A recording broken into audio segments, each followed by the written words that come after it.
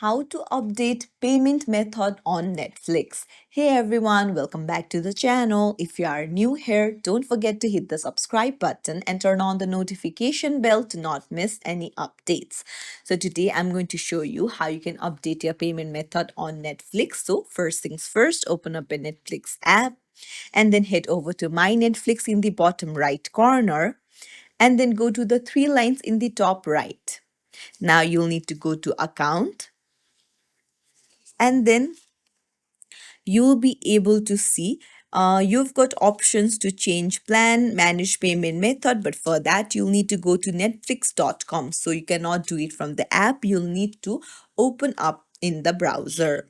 So just tap on the link and the browser will open up. So you'll need to sign in to your browser and then go to manage account and then you can go to manage payment method.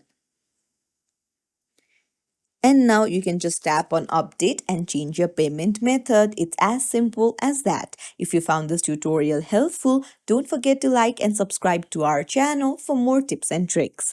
Thank you for watching.